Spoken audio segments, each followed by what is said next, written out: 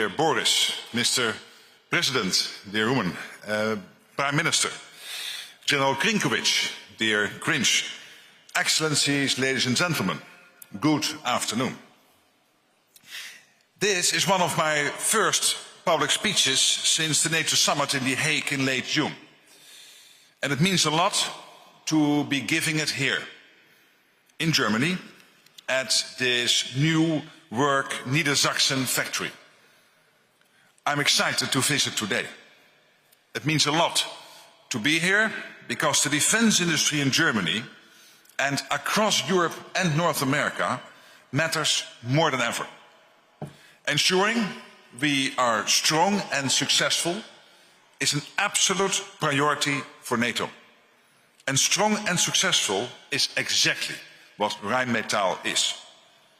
Congratulations to you personally, Armin, and to all those people working in your fantastic company who have built this plant and ensured it's up and running in record time. I think you promised 12 months, and it was 14 months, but I don't think, Pistorius, Boris, you will hold that against him. It's really staggering that you were able to pull this off. And this is exactly what we need to ensure the prosperity and security of our economies and societies across Europe and North America, especially at a time when we are aggressively being challenged.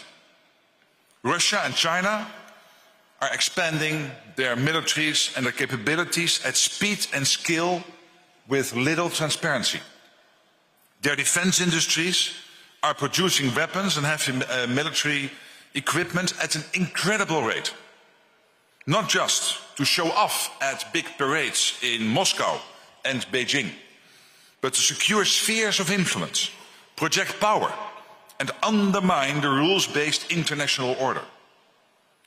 This year alone, Russia is expected to roll out at least 1,500 tanks, 3,000 armored vehicles, and hundreds of Iskander missiles. As for China, it already has the world's largest navy and some of the largest defense companies in the world. Their military build-up points in a clear direction. They are preparing for long-term confrontation and competition with us. So yes, we are being challenged.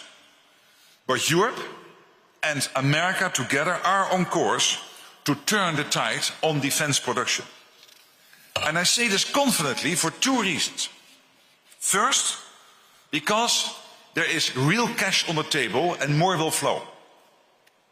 At the NATO summit in The Hague, now just 2 months ago, NATO leaders agreed a new plan to invest 5% of GDP in defense.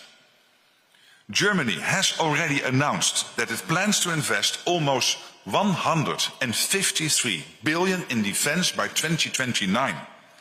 This is an impressive increase in just 8 years. It will more than double the overall defense spending by Germany in only 8 years. So Boris, to you and the government and everybody in Germany, my heartfelt thanks for doing this.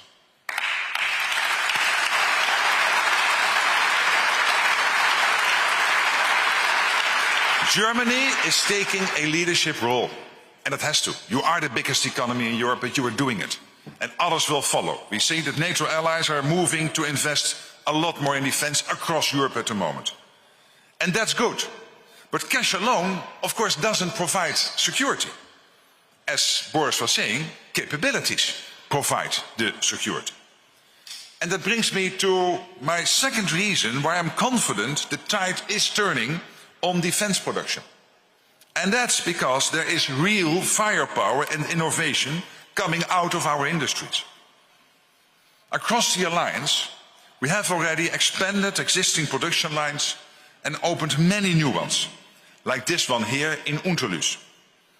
This is absolutely crucial for our own security and also to keep supporting Ukraine in its fight today and to deter any aggression in the future. At NATO, we have a clear and ambitious list of capability targets, as I said. It will be shared with industry, so you have a clear view of the alliance's rearmament plans. Of course, We don't fight with a list. We fight with well-equipped and well-trained troops who need ships, jets, tanks, drones, ammunition and more. And that's what our defense industries across NATO must produce and deliver. Faster than ever. It's part of our overall deterrence.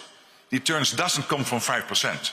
Deterrence comes from the capability to indeed fight potential enemies. And Rheinmetall is extremely important here. When it comes to ammunition, this factory alone plans to produce, as Armin said, 350,000 artillery shells a year. And this will come on top of what other Rheinmetall plants are producing. This year, your plants in Germany, in Spain, in Hungary, and also, by the way, in South Africa and Australia, aim to churn out 700,000 rounds of artillery ammunition. So we have come a long way. Today, Europe's annual capacity to produce artillery ammunition is 6 times bigger than just 2 years ago. And it is expected to reach 2 million rounds by the end of this year. And Rheinmetall accounts for a big part of this growth. So every applause is warranted for you, Armin, and your people.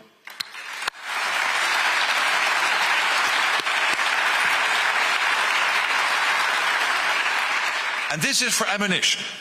So now, on ammunition we're doing better.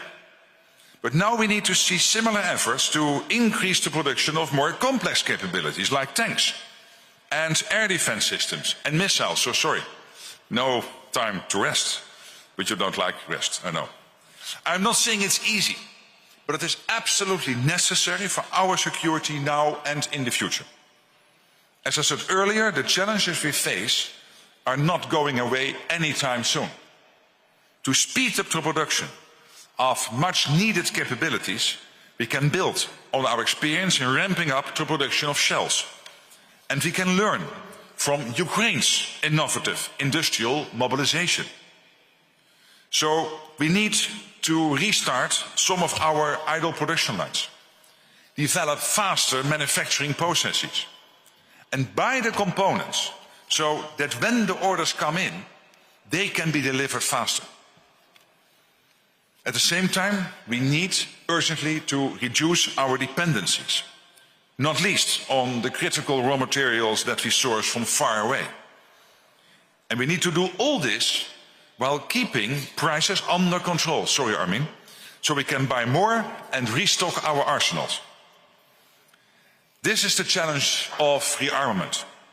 And it is a battle we must and will win. It matters for our security and it matters for our economic prosperity. Increased defense production is an engine of economic growth, creating thousands of new jobs, including 500 here in Unterlüß. So going forward, I urge you at Rheinmetall and across the transatlantic defense industrial base to keep production levels high, raise the bar even higher, and seize the opportunities for doing more together across the entire alliance and, of course, with our partners like Ukraine. That's how we keep our defense capabilities supreme, our defense industries successful, and NATO strong. Thank you very much. And once again, congratulations on this important opening. Thank you.